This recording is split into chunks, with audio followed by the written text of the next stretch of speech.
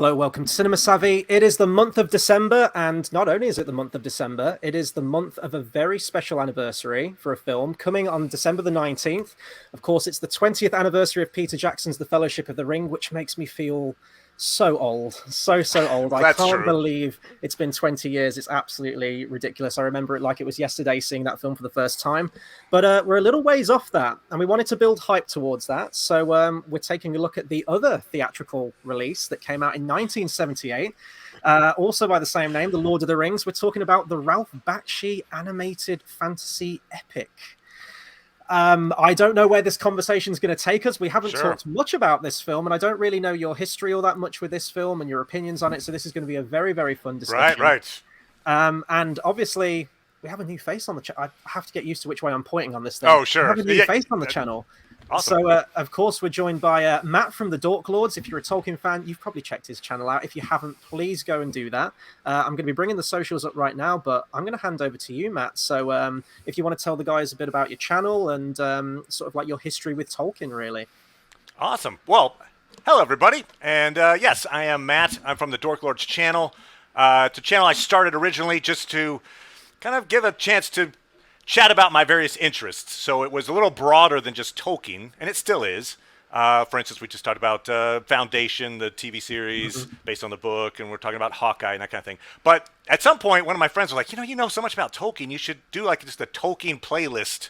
And so I started doing that, and it became easily the most popular part of the channel. And so I've got over 100 videos now, I think, chatting about various aspects of Tolkien. I just an hour ago, as we were recording this, just released a video on Dagor Aglareb, The Glorious Battle. Yes. Which the Wars of Beleriand. One day, perhaps, those will make the screen as well. That would be really cool to see. But you asked about my kind of intro to Tolkien. So, actually, I have right next to me here this very old. Oh, wow. This is from 1965. My dad had this and was sitting in our book cabinet, for years. And I was a little kid, and I loved the pictures on the box, even though I was like a little 6-year-old.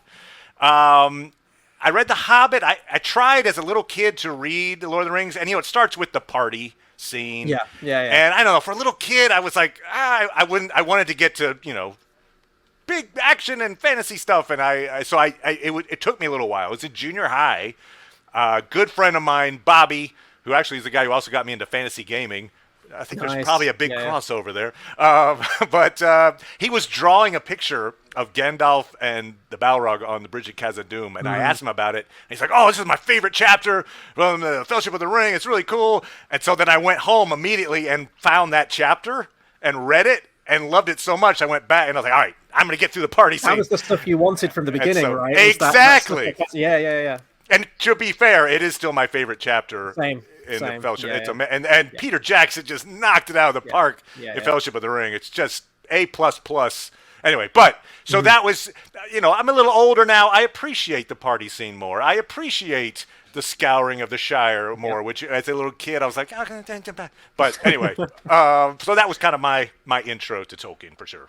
Nice. Well, I want to say it's an absolute pleasure to talk about Lord of the Rings on the channel. We've been running this channel for almost 7 years now. And we were waiting, I guess kind of it got to the point where we were like, oh, we'll just talk about Lord of the Rings when we get to the 20th anniversary. That's the milestone. So it's been a long time coming. So finally now I can let my nerd flag fly. This is amazing. God, it's so difficult going back. So my first introduction really, as far back as I can remember, was reception. And I guess that's like your first year of school. I don't know what the equivalent is. The next step up from kindergarten, I guess, is sort of like the next step up. For us to be first grade, but yeah. That's it. Yeah. So we always used to have story time, right, where the teacher would have like this huge oversized book with illustrations and they'd read along to it and kind of point to everything. And I think it must have just been an excerpt, but I distinctly remember Fire and Water chapter from The Hobbit, Smaug's attack on Lake Town, and I remember this beautiful kind of double-page spread of the burning roofs of Lake Town and Smaug flying above and the thrush, and that just stuck in my mind. Now, it wasn't until many years later, until Peter Jackson's Fellowship of the Ring came out, where I first went to see it at the tender age of 8 years old. I was a little older, but okay. Now I'm a curmudgeon curmudgeonly old asshole, many years under my belt off now. my lawn. Yeah. Yes, exactly.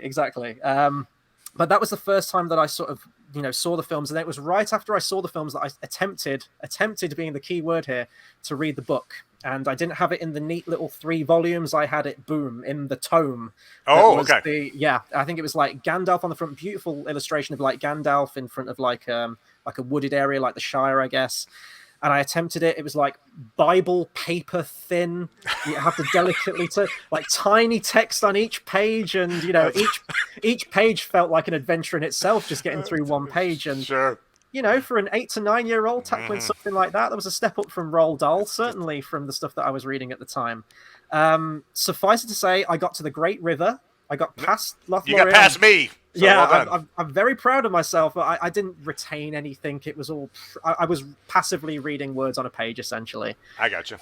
Tried many, many times, and I kept hitting Tom Bombadil and just contemplated my own mortality and gave up reading. Poor Tom. Okay. So it was only until fairly recently I actually made it through the whole thing, I think. I'd sort of been a diehard fan of the films predominantly, and then obviously got into the books more through your videos as well. Your White Council video in particular was one that stands out to me. Love that. Love all the... And then I've gone on to like Unfinished Tales and whatnot. But so I darted around. Now, this film in particular that we're talking about today, the Ralph Bakshi 1978 one, I watched this post Two Towers. So Two Towers had already come out. It was the agonizing year wait until Return of the King. Everyone's so spoilt now, if they discover Lord of the Rings, they can just go. I know, you could binge it. You Netflix it, essentially. Yeah, exactly. Like we were there in the cinema with Gollum, where he's like, "Follow me," and then like credits, and it's like, "No, like, come back." Yeah, exactly. So I watched this post Two Towers. I actually think that the Jackson films probably gave this film a bit of a surge, and certainly in terms of like home video, home media. So I picked it up on video and I was watching it, and this is actually probably one of the biggest criticisms of this film, certainly from people at the time. Now, it's not called Lord of the Rings Part 1. Oh, right. Oh. That's the whole thing, right? So it's called Lord of the Rings. You think you're getting the whole package. So I'm sat down watching this film, and it breaks into Two Towers, and I'm thinking, I'm going to get, pardon the pun, I'm going to get some inside information here. Like, I'm going to see what happens in Return of the King. Like, who is she? I didn't know. I hadn't read the book at that point. Like, I didn't know who she was. Is it Galadriel? Is it someone else? I thought I'm finally going to get all these questions answered. And the film ends at precisely the moment that Jackson's film does. Yep. Credits. And I was like frantically, so is there a part 2? Is that Ralph Bakshi's sequel? Nope. Like, nothing at all. And that's in 1970s. Apparently, the way it worked was, this was going to be part 1. Bakshi was quite clear about that. But the powers that be were like, no one would come to a movie that was just called Part 1. I mean, so they're like, don't call it that. And they don't even say Part 1 in the beginning. They don't lead you in, like, Dune, for instance, just came out, and it says, like, this is Part 1. It tells you up front. Don't watch to the end of this movie thinking you've got the whole book, because you don't. It's Part 1. And no, they don't tell you at all. And then you get to the end of Helms Deep, and it cuts off, and you're like, what? And so it's just, in my mind, based on what we've seen subsequently, a la Fellowship of the Ring, for instance, it's not that people saw, Fellowship of the Ring, well, that's just part 1. I'm not going to go see that. No, people would go see it, but they made this calculation that fool the audience into thinking it's all of Lord of the Rings. And I'm actually surprised that a sequel never got made, because, I mean, certainly in terms of box office, this made a lot of money compared to its budget. So, budget of around $4 million. Apparently, in total, it made around probably like 32 mil or something like that. So, it turned a profit, certainly, but I think it was word of mouth. But I can't put myself in the headspace. Like, if you're a Tolkien fan, if you read that book when it first came out, this was like your first major like movie getting made about it. And this came out at the same time as The Hobbit, the animated Hobbit, the Rankin Bass, roughly like within a year of each other. I think. And so I watched this in not in '78, but mid '80s. I watched this, so I was way before the Peter Jackson stuff. And this was kind of my first, like, oh wow, Lord of the Rings is going to be on the screen, and we'll talk about it. But it's not a complete failure or anything. But you're right. When I got to the end, I remember thinking to myself, man, it seems like this movie's almost over. How are they gonna sum up the last, the Return of the King essentially in 10 minutes? And they didn't. They just didn't. They were like, you, no. you keep checking the runtime, don't you? Like, Right. okay, let's speed round. Let's Right. get through this thing. But Right. so Bakshi, just like a little behind the scenes, he I think he discovered Tolkien probably around like the 50s. I think it was like the mid 50s, and by sort of like the late 50s, he was already lobbying to get an animated film made of Tolkien's work. And Bakshi, I haven't actually watched any of his previous films, but I know that he has a history of adult-themed cartoons. He does. He does. Fritz Heavy the Traffic was one Yeah. that I remember. I loved. Actually, I used to go to like fantasy conventions, and they would always show Bakshi films. So Fire and Ice, big one. That's that Frank Frazetta style. It had the rotoscoping similar to this. Oh film. yeah. And another one that I loved was Wizards, which has this great ending. I don't want to spoil the ending, but anyway, I love the ending to Wizards. I'll just say that. Can I spoil it or no? Yeah, no? I guess so. Yeah, I mean, Anyway, I'll probably check it out now. But yeah, go for it. You've got these two brothers, Dark Wolf and Avatar, I think are their names. Anyway, good guy, bad guy. They meet. It's like technology versus magic, and at the very end, the good wizard basically is like, I'm gonna cast a spell, pulls out a gun, shoots his brother as like, you son of a bitch, and shoot. And so he uses technology to kill his brother. Anyway, it's just like this. Whoa! I just remember thinking, oh my god, I did not see that coming, and it was a big deal. Anyway, but yes, I was a fan of Bakshi's animated work leading up to seeing this particular project. That sounds like the Indiana Jones Raiders of the Lost Ark moment. You know, Good point. The guy pulls out just like bang. Yeah. Is that the final fight? Just done. You know, one shot. But Right. I definitely need to check out some of his other stuff. I mean, Fritz the Cat, I've never seen it, but I've seen clips from it. Its reputation precedes it, certainly. Right. But just in terms of a project, you know, nothing prior to this release in terms of, you know, theatrical Tolkien works. To say like, hey, I want to turn Lord of the Rings into, you know, like an animated epic. That's immensely just, you know, ballsy move there. Giant project. And I think this went through, you know, multiple producers and studios and everything trying to get this bankrolled. And I think it flitted from like one big, long, epic film that was going to be like 3.5 hours long or something.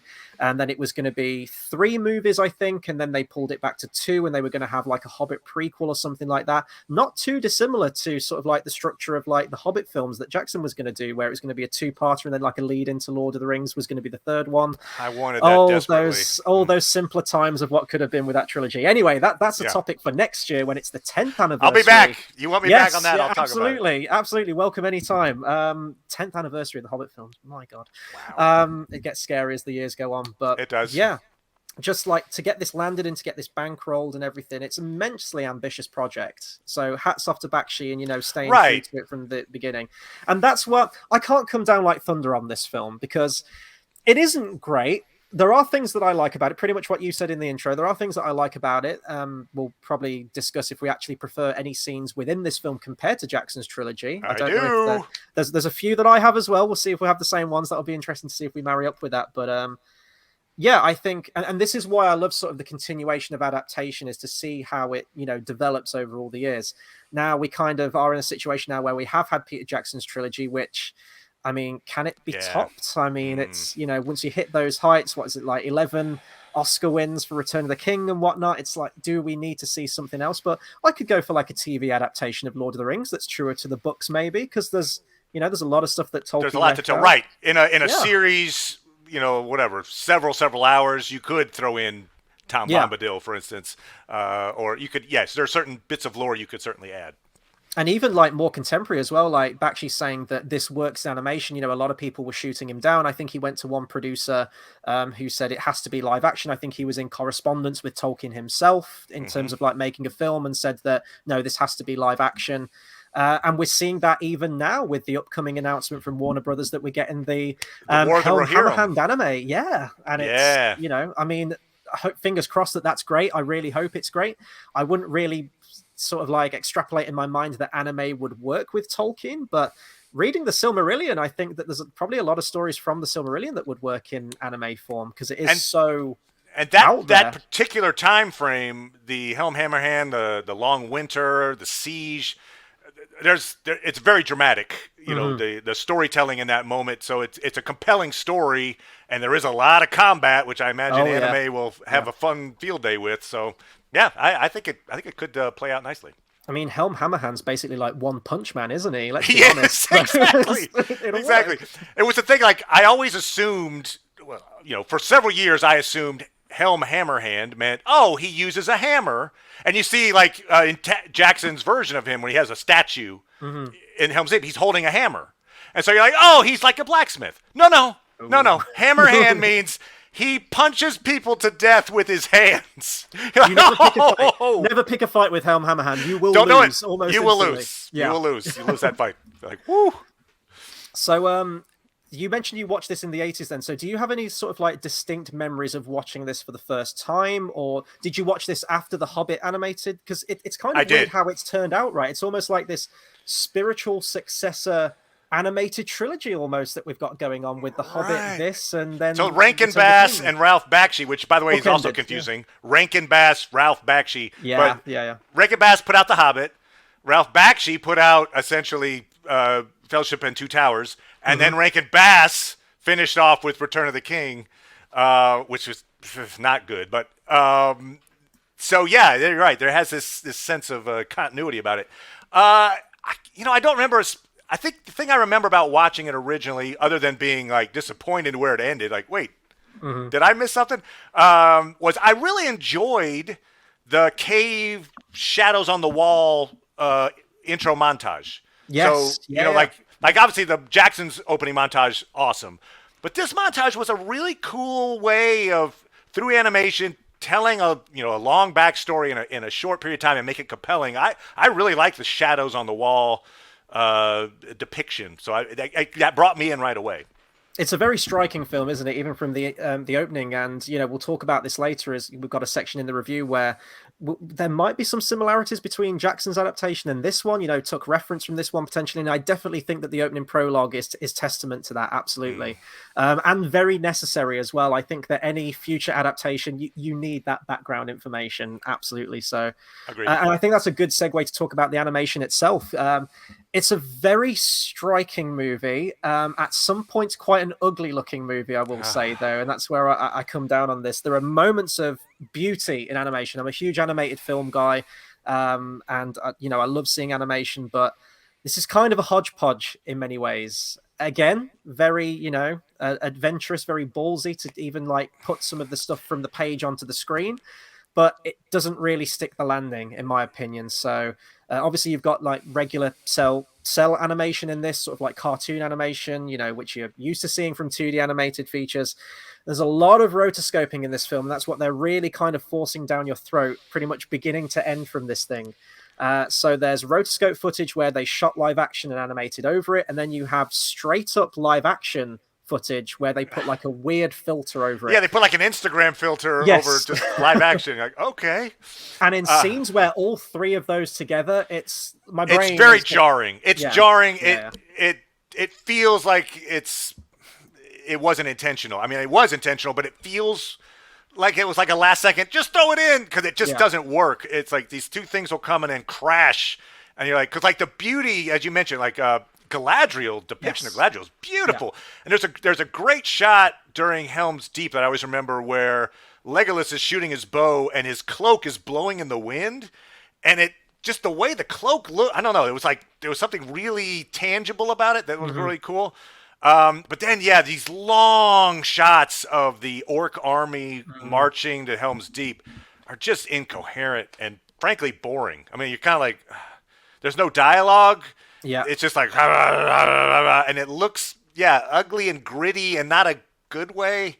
The rotoscoping, you give them credit for trying something, but it didn't really work. It did not work for this particular film, in my opinion.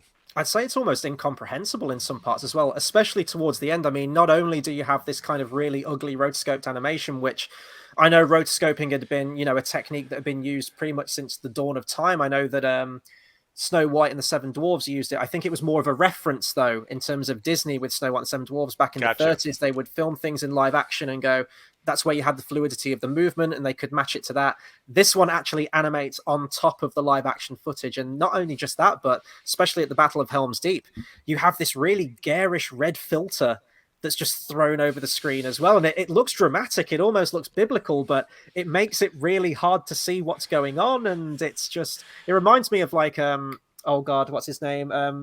The original cut of Justice League, Joss Whedon. Oh, where sure. He's like, let's just have the end and just slap a red filter over it, and everything looks ugly and kind of off. I don't know. But you talked about the orcs. I've actually got a picture here. I bring this up. They absolutely look terrifying. I will say the orc designs in this. Look at that. I mean, it's not great, and they're all kind of rocking the Viking look. There was one guy in there, like in the middle of all those orcs. There's one guy whose head looks like it's like a spaghetti squash. I don't know, but it's like this really weird. I'm like, who did he cosplay the wrong costume when he came to the orc day? But you're right. Generally speaking, the orcs do look like horror vehicles. Yeah. You know. But yeah. And I think, if we talk about stuff that we like, I've got to throw some positives in there, I guess. Yeah, let's do this. We're piling on the negatives, but there are some positives for sure. But like the battle scenes, sticking with like Helms Deep or whatever, they feel really visceral and really bloody. And, when swords are impacting people, it's pretty near the mark stuff. There's like blood splat. There's blood. There's a head chopped off. There's yeah. You're right. It does feel grittier and more in the moment than perhaps you'd seen with other, like for instance, Rankin Bass, The Hobbit. They have the Battle of the Five Armies, and it's it's serious. Dots. People die, but it's like dots, right? It's like it doesn't zoom in on guy getting decapitated or whatever. This definitely played into the horrors of war in a compelling way. I think that is the difference between The Hobbit and The Lord of the Rings as stories as well. There is a battle described in The Hobbit by Tolkien, of course, but it's only like a couple of pages, and it's. Don't get me wrong; it would have been nice to have seen some kind of battle element Rankin Bass's Hobbit film, and not just dots. But they got to cut on that budget somehow, right? You got to make the best with what you've got, and I thought they were very economic with the time. And as you say, Bilbo was basically unconscious for most of that battle, so. Yeah. It's not witnessed in the story terms. Yeah. So, yeah. And this has to be economic with the time as well. It's granted, it's kind of like one book, it's Fellowship of the Ring and half of Two Towers, or maybe 3/4 of Two Towers. And it's got to get that told in 2 hours and 15 minutes. And that is no small feat to condense a story of this magnitude. And already it loses a lot of stuff similar to the Peter Jackson film. It loses the stuff with the Old Forest, Tom Bombadil, the Barrow Downs, that's all cut out of there. One person of note we got to mention as an animator in this project, Tim Burton. Tim Burton is listed on the animation team, which is kind of cool. I did read that, and I was like, obviously he's no stranger to animation, but that really shocked me. Was he just sort of like an advisor or something? Or yeah, I read his title. It didn't say animator per se. It had there were extra adjectives on it, but this must have been very early in his career, late 70s. But yeah, he was at least one of the named folks contributing to the rotoscoping. Who knows? But yeah, that's so cool. Like, look to anything creepy or slightly gothic in this movie. right. Spaghetti squash head, probably him. I think there was another one that kind of looked like the old school Charlton Heston Planet of the Apes as well. There was one that looked like a sort of like gorilla mask going on. I was like, yeah, there's so many questionable things with this film, but we love it. Yeah. We love it for what it is, right? Yeah. I don't know if you wanted to talk about the voice cast. Is there any particular voices that stand out to you in this, or characters that you really enjoy? Yeah, I think John Hurt's voiceover for Aragorn really stood out to me.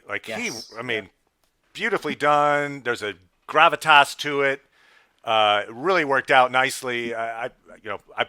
Well done, sir. The other bit that I like the voice, and there's a quote in particular that I really like, but I'd forgotten who did the voice. Voice of Legolas. Yes. C-3PO. Anthony Daniels. And he's got this great quote when the riders are chasing them to Rivendell, and he does that fly, the enemy is upon us. And the way he does that line, here we go, get him, C-3PO. Anyway, but starts walking like this. Right. And it's kind of interesting. My wife pointed out that's yet another part that Anthony Daniels played that is not, you don't see him. So he apparently has made a habit of being in the background doing voiceovers.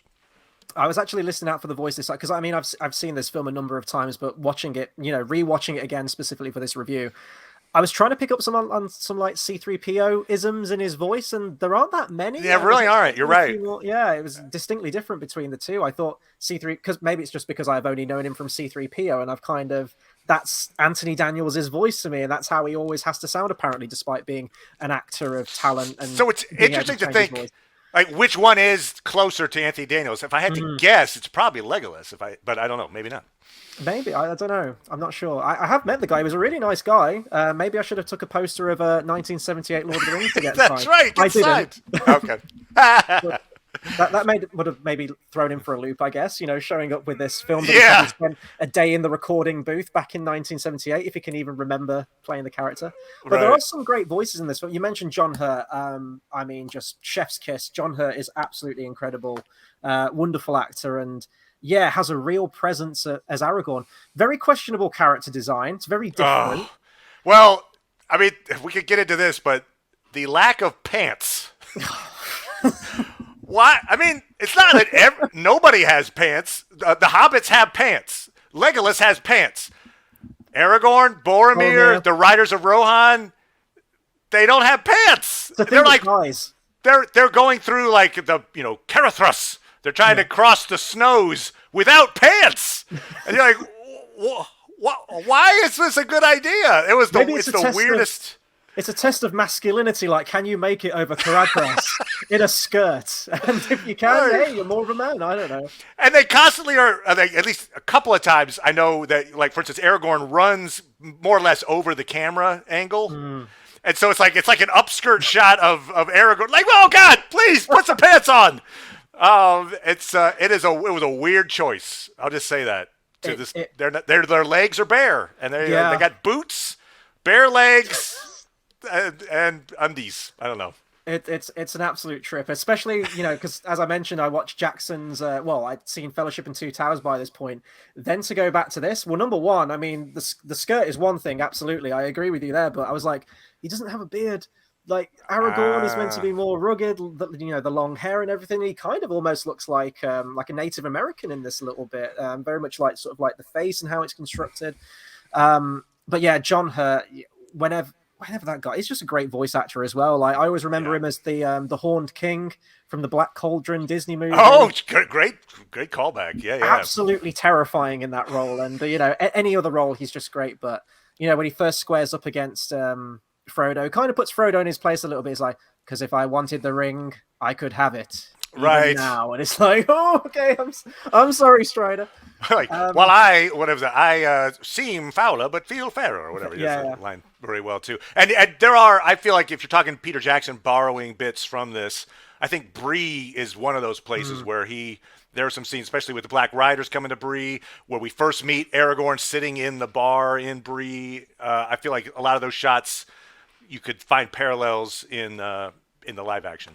Was this the scene with the beds as well, with the ring race where they're stabbing the beds up, very similar to the Jackson films, and other characters I'm trying to remember now. I actually like Frodo. I like the depiction of Frodo in this. I'd say this film overall, it is moving at like an incredible pace. It's kind of like the original 80s Dune film for like another. David Lynch.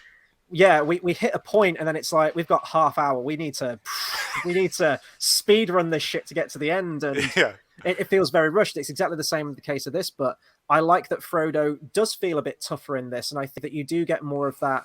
There's definitely sort of like an upstairs downstairs kind of thing to Frodo and Sam. Like the class system that he's well-respected hobbit. There's definitely sort of like a lower middle class kind of thing going on with Samwise Gamgee. And I think this captures it in this one. When he squares up, he's like, by the Shire, you will have neither me nor the ring. I can't remember what he says at the ford, right? And I think that Elijah Wood is, I love Elijah Wood. I think he plays a great Frodo, but he falls over a lot and he feels very put upon, which I know is the character, but Frodo in the book definitely feels like he can hold himself a lot better, especially in those earlier parts of the story at Fellowship, I think. I got you. Also, it's kind of unfair, unfortunately, for the depiction of Gollum. I think the depiction of Gollum is adequate. It's not bad, but it does not compare at all to Andy Serkis, and it doesn't compare actually to the Rankin Bass version. No, it's like the weird frog thing. Yeah, that like he's way gone from being humanoid, really, in the Hobbit version. But it's great, and his voice is awesome. So those two depictions of Gollum are kind of A+ kind of depictions, and this one's like it's a B, maybe B+ to be kind. It's fine. It works. I do like the bit where he's reacting to Sam's insult of him. He's sneaking. He's like sneaking, and like he gets really outraged about it. And that dialogue works for me really well. But yeah, it's just kind of like he's unfortunately doomed to be compared to better depictions. Yeah, I think for all time, like regardless of what happens with Lord of the Rings, whether we do get a TV show, whether God forbid we get a remake in X amount of years' time, everyone's going to be holding up to Andy Serkis, and quite rightly so as well. He has just nailed that character. I really like Gandalf in this, and that kind of goes with the Rankin Bass Hobbit version. I like both depictions of Gandalf. I think the voices really work for the character. There are some questionable animation choices in this, though, just in terms, it's very theatrical in some parts. Even if it's like a low-key bit of dialogue, you've got Gandalf just twirling around and gesticulating all over the place. But it's very, very strange. But and this is why I love this film. As I mentioned, like, I don't tend to watch the film beginning to end, but I will go to YouTube and I will watch certain scenes that are absolutely hilarious. There's a video on YouTube called The Unscary Balrog, which is basically just the Khazad-dûm section. And it's just... they, obviously, we talked about how Peter Jackson nailed Moria. Yeah. This did not nail Moria, but yeah, that their version of the Balrog is this it's like a high school mascot lion that's like wearing Ugg boots and has moth wings. Like it is not intimidating at all. No. And it's just like what? And he has this expression on his face when the bridge breaks. He's like, "Rah!" Anyway, yeah, it's like, ooh. Yeah, they dropped the ball on the Balrog. Oh, they dropped all of the balls when it came to the Balrog. But I did find this out. So there was a lot of deleted footage. I think it was Bakshi's son who kind of unearthed this. So I'll bring them up on the screen now. I only managed to find 2. I think if you Google, you can find like a bunch of different like cells that never made it into the film. This looks like it was very early animation. It's not the same character designs that you see in the final film. I'll let you decide whether you prefer the Balrog that we got. I don't think you can possibly prefer the high school mascot lion. No, absolutely not. But this is all cel-shaded, so I'm bringing up the first picture right now. So this was obviously going to be Gandalf's battle, at the base of Moria, fighting up the they're coming back up the stairs to the top. Yeah. And then we've got the battle here, which looks like Zigil, is it? I think it is the mountain or something, towards the tippy top there's of the mountain. Dwarven right stair that goes, And there's almost like a sort of Chernobog look, I guess, going on to the Balrog right there a little bit, certainly in terms of the color scheme. It's very, very, it's wildly different from what we get in the movie. It almost looks like, what's that early Don Bluth video game that came out? Dragon's Lair, is it? Dragon's Lair, yeah. It reminds me of that. Like, I'm just expecting to like press up, press down, press left, press right on that. all those laser discs, and one would always break, and then you'd have to go get the manager. Anyway, because he has bat wings too, if you notice. Yeah, that's a whole debate, right? That's a whole debate. Do Balrogs have wings? That's true. Do they have wings? But if you're gonna draw wings, draw impressive-looking wings. Anyway, yes, that version of the Balrog looks better, and that scene would have been fun to see. But obviously, they packed a lot in, so I can understand why something might have gotten cut. We get a lot of concept art montages, don't we? In particular, where Gandalf recounts the story of falling with the Balrog and fighting the Balrog. It's all in still images, which are very nice still images. I'd love to have those framed on a wall, but it's... Yep. It's... All right. Yeah. So let me mention a few things that I think are good about this. We've been kind of talking about things that are silly and or questionable. So there's a line in here. So Helms Deep comes in, and because I saw this before I saw Peter Jackson's, when it comes up to that moment in Helms Deep in Peter Jackson's Two Towers, I was waiting for this line because it is more from the book as well. So it's Theoden and Aragorn, and they're deciding to ride out to practically certain death, but they're going to go down fighting. And so in the book and in Ralph Bakshi version, Theoden's line is, Perhaps we will make such an end as will be worth a song. Yeah. All right, so flash forward several years. I'm watching the Peter Jackson version. Here it comes. Oh, it's that line. This line I love. And Theoden instead says, perhaps we can make such an end as will be worth remembrance. And like, wait, what? No! Oh! Yeah. like, it's such a tiny difference. I get that. But on the other hand, like, why change it? To the Rohirrim, being remembered in song is much more important in some ways, to your legacy than to be remembered, just remembered generically. So it's a big deal to say, like, there's going to be a song about this. This is how heroic this deed's going to be. They're going to sing about us in years to come. And so I really love the impact of that line. And so for Peter Jackson to have changed it to like, maybe a song is, I don't know, too trivial. Let's say remembrance. Like, no! Oh! Anyway, so I give Bakshi credit for sticking closer to the script, to the original work, for worth a song, because it is. That's just like the thing that Theoden would say, I feel like. You need like Robin Williams' genie to come into Jackson, like, psst, your line is worth it anytime. Like, exactly. So that's one moment that I felt like Bakshi got. I give him credit over the films. And there's another one. This is another small thing, and you can see why Jackson didn't include it. But it's the moment where Saruman is imprisoning Gandalf at top of Orthanc. And he reveals himself as Saruman of many colors. And that's from the book. There is this moment where he is no longer Saruman the White. He's Saruman of many colors. And it's like a Joseph in the Amazing Technicolor Dreamcoat kind of thing. Yeah. But it's what makes that interesting is that makes Gandalf's change to Gandalf the White even more impactful because he's filling a void. There is no longer anyone of the White. And so he now steps into that role because Saruman left it. And so I kind of like that metaphor of like, I'm no longer white, I'm many colors. Anyway, so Bakshi included that, which I think to good effect. This is pretty faithful, I will say, watching this again, having read the book now, multiple times, picking out those lines. I do think there are a lot of lines directly from the book in this. I do think it is pretty faithful.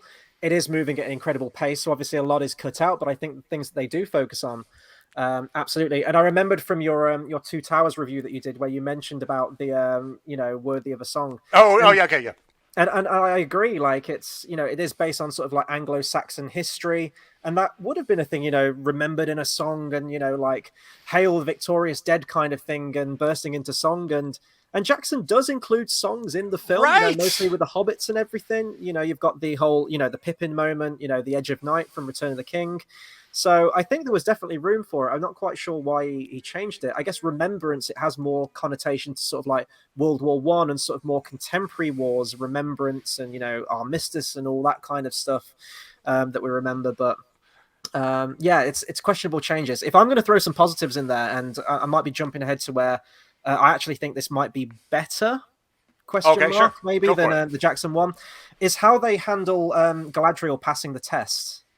I love the animation on Galadriel during this whole scene, and Galadriel's barely in this film. Like they gloss over it. We've got to move on. We've got so much other stories to tell. We've got X amount of time to do it. But I love that how she kind of laughs it off, and it feels like a genuine kind of welcoming laugh. And she says, in place of a Dark Lord, you would set up a queen. And, she has the whole monologue.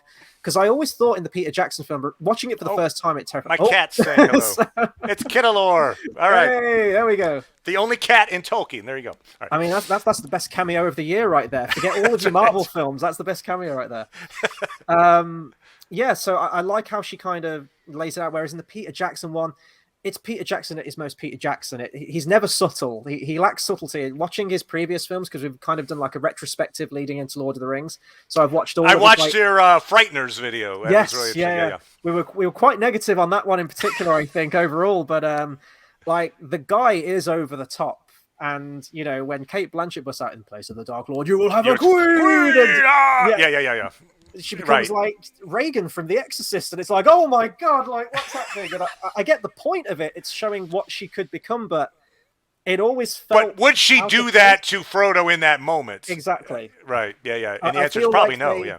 they kind of almost villainize Galadriel in that first movie. You know, they build up to her. It's like, you're coming to us. This is the footsteps of doom. And it's like, you know, one who has seen the eye. And it's like, oh my God, scary lady, stop. But then she's actually really nice, and that's nothing like Galadriel's character at all. So I think they handle Galadriel with a little bit more subtlety in this thing. The one thing that does like really aggravate me though is how they say Celeborn.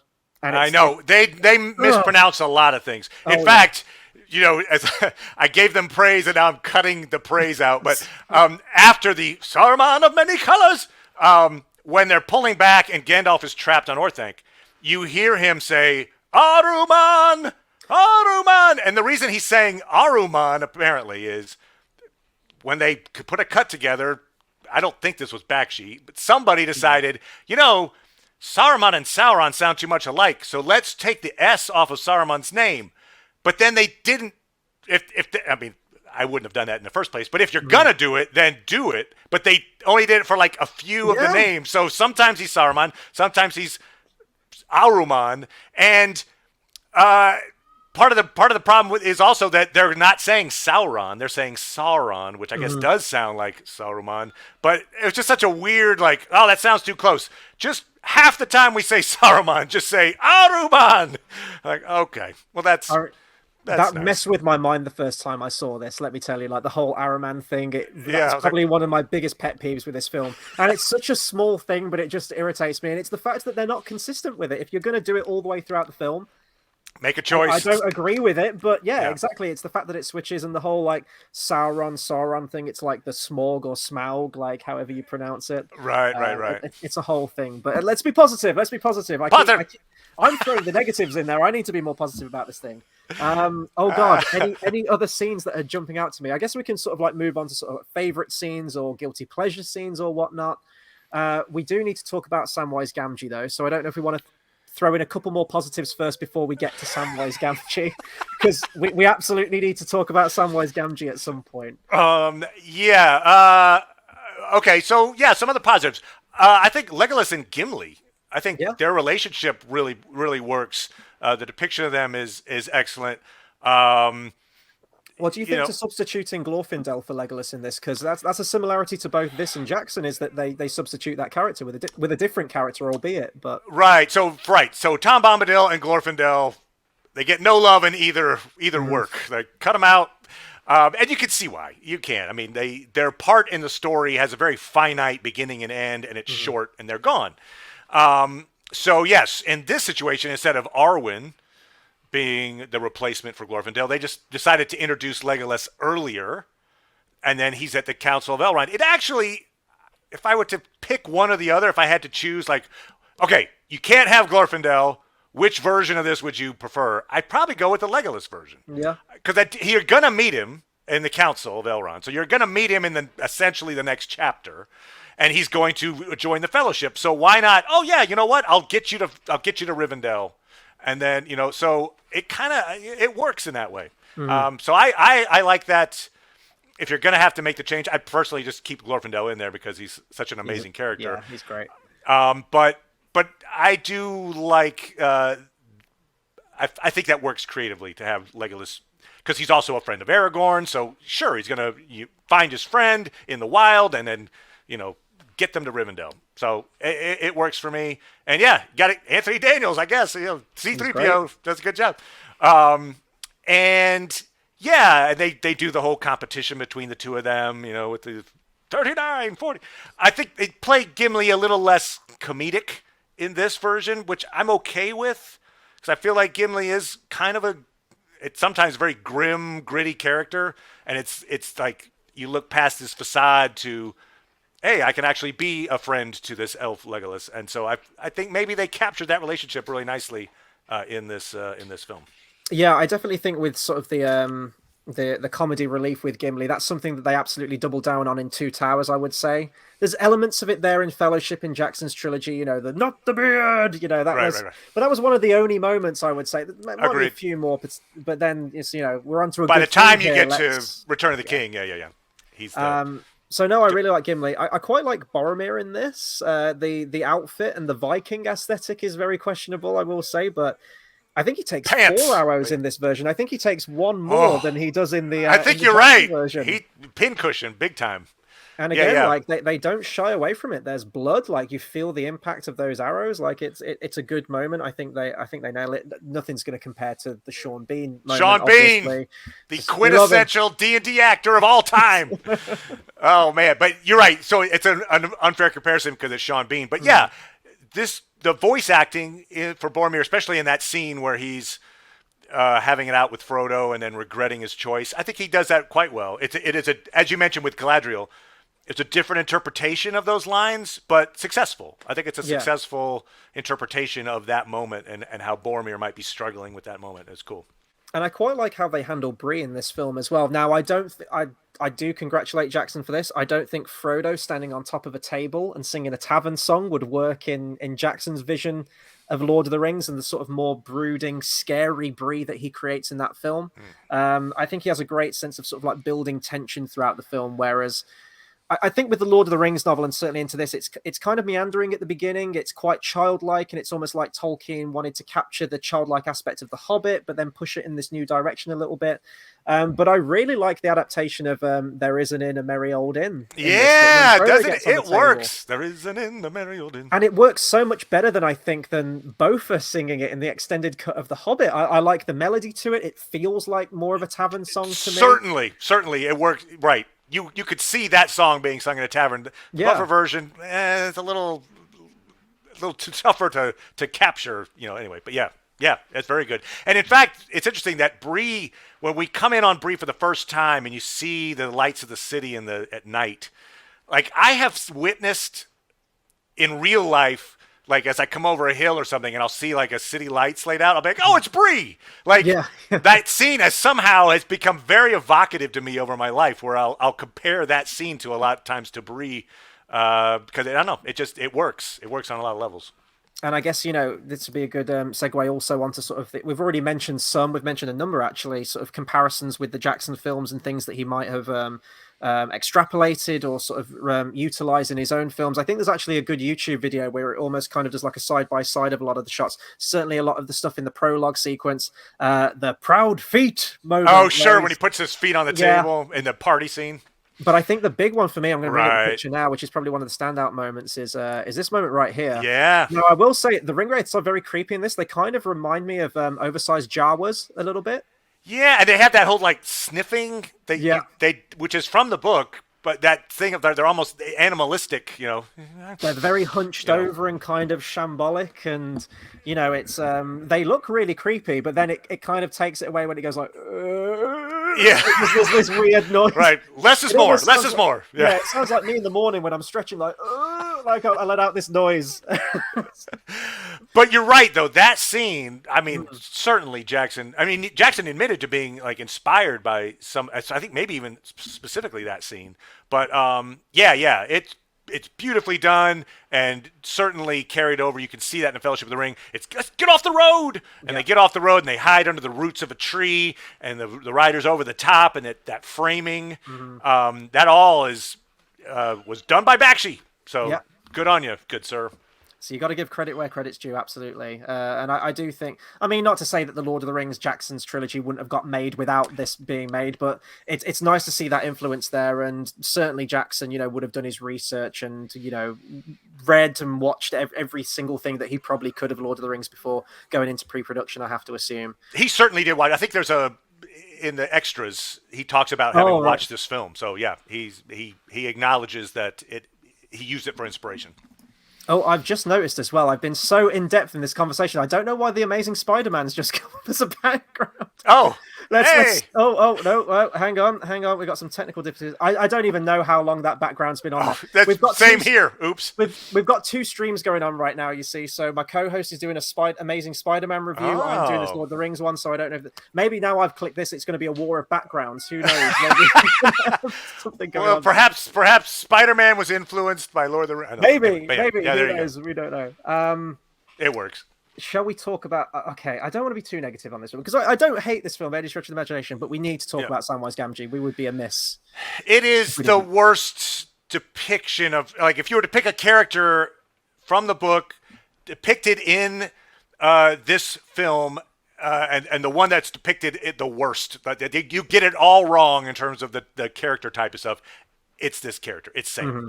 His voice, his manner, he's so bumbling. I can't imagine this character taking on Shelob, carrying Frodo up a mountain. I mean, I guess you could do character work and there'd be an arc, but boy, there'd have to be a big sudden change from 0 to 100 on this guy's competence level. But he's so like, oh, Mr. Frodo.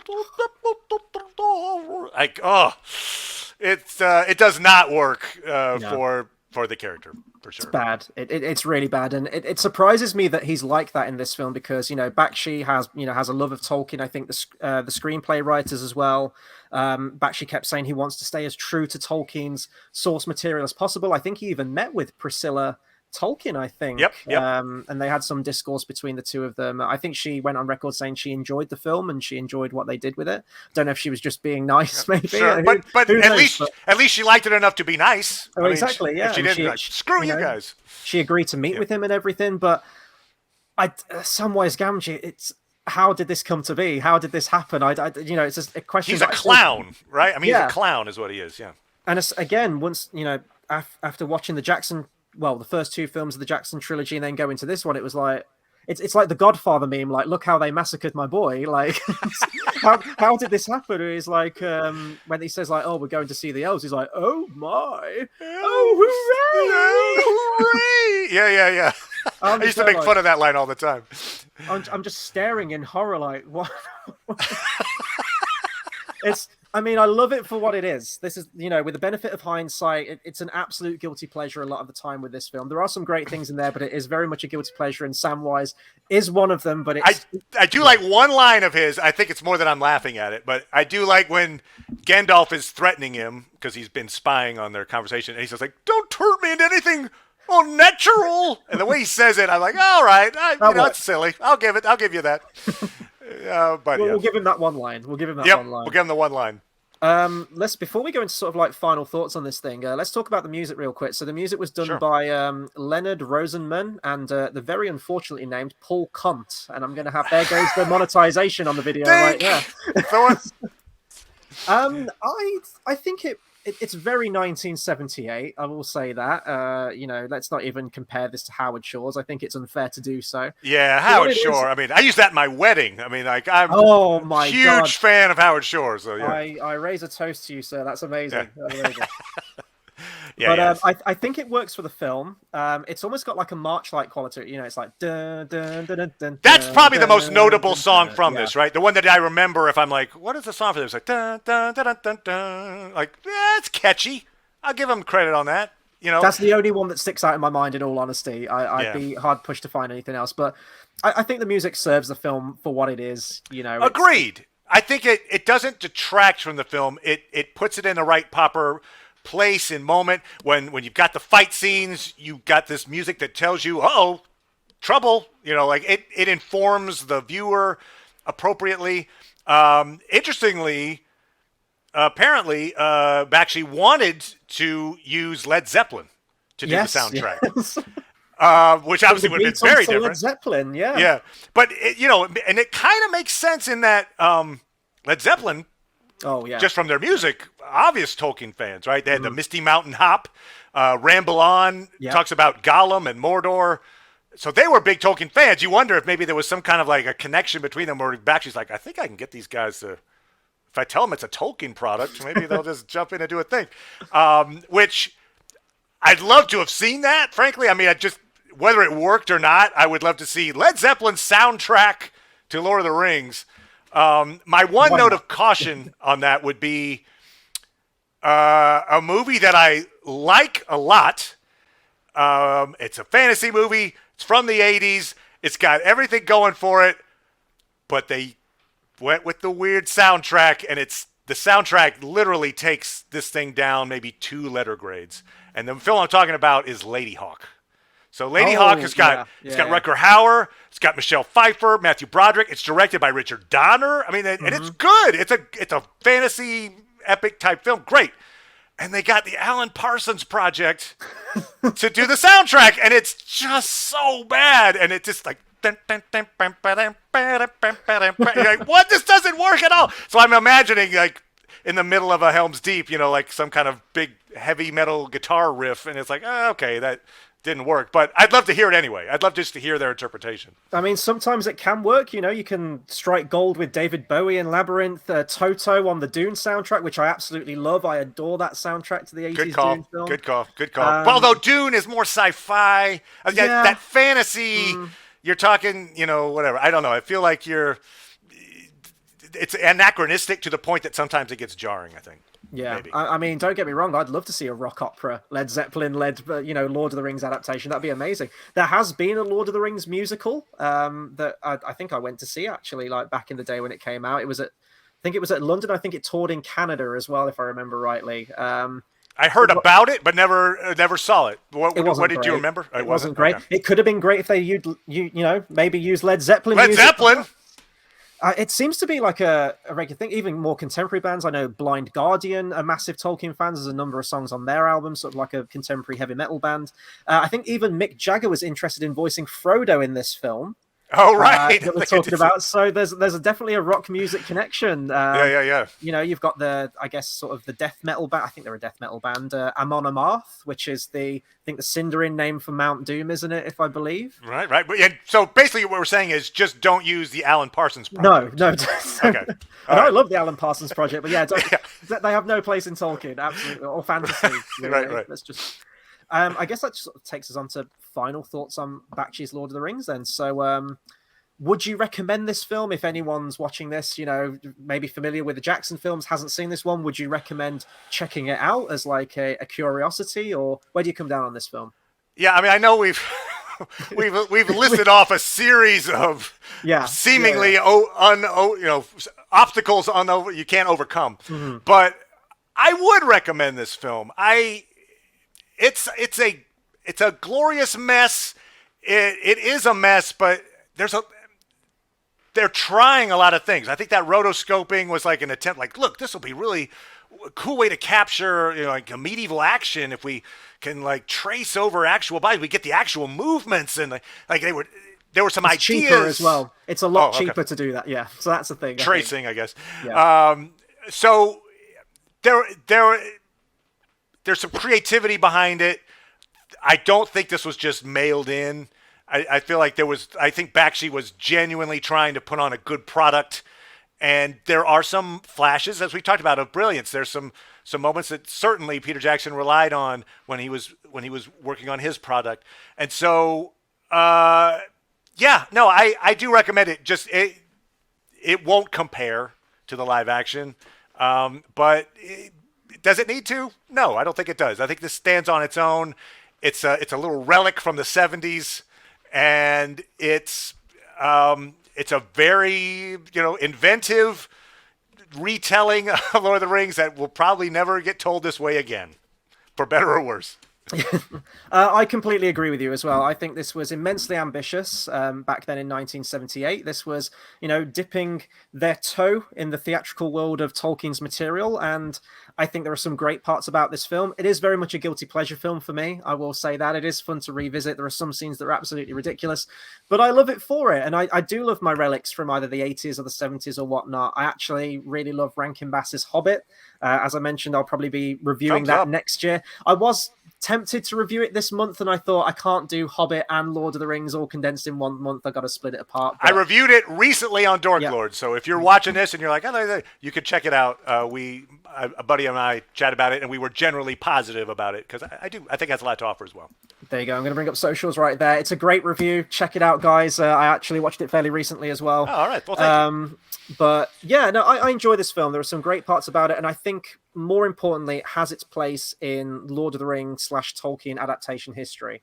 I think it's a fascinating thing to look back on to see how a property can change different artistic representations, and really just sort of how stalwart Bakshi was in getting this made. He believed in this thing. He went from studio to studio. This wasn't just sort of like a fleeting idea he had. He wanted to see this through to the end, and I think they had a very short post-production time on this thing as well, cutting it together, and it was fairly down to the wire, I want to say, for this thing. Right, I think that's true.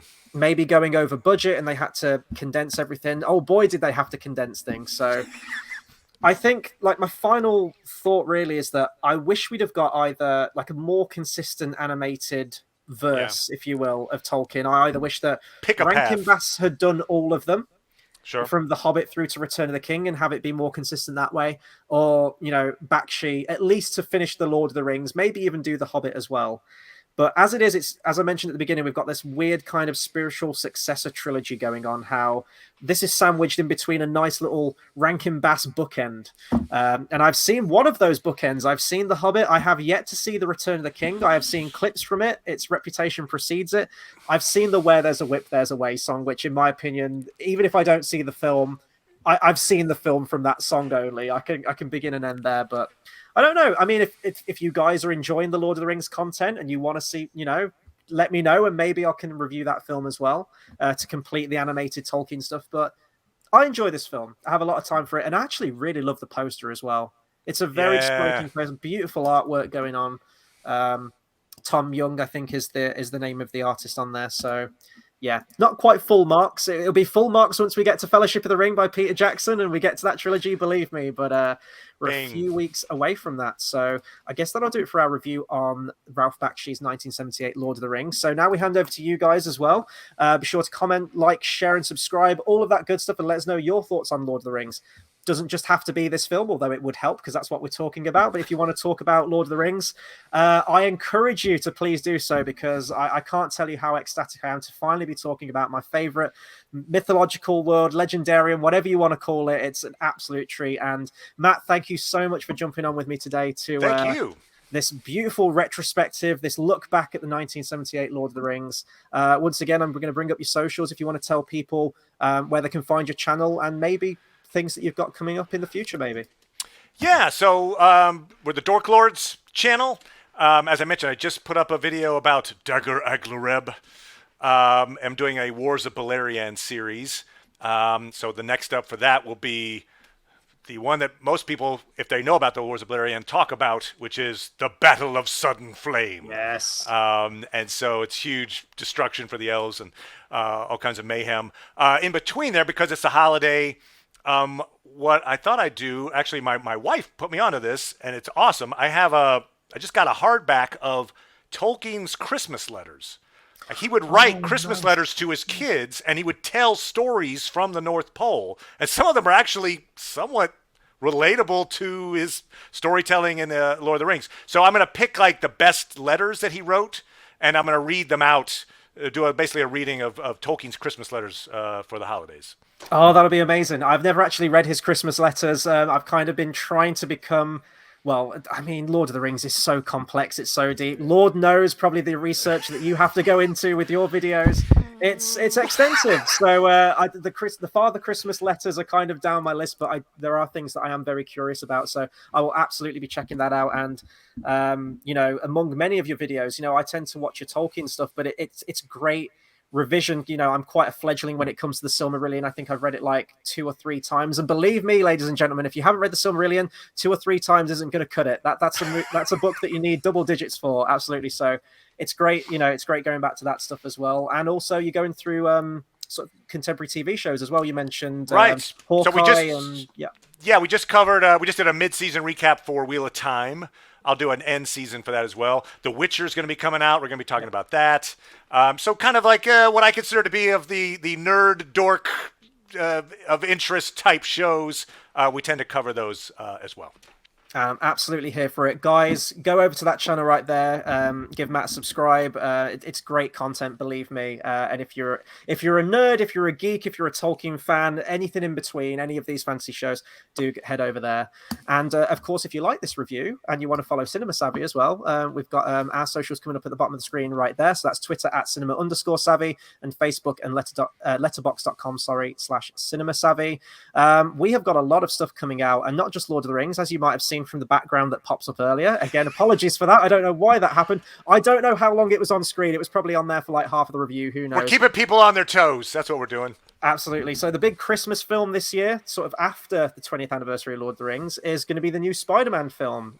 So in kind of anticipation of that, we've gone through all the Sam Raimi trilogy, and we're going to be going through the Amazing Spider-Man films now.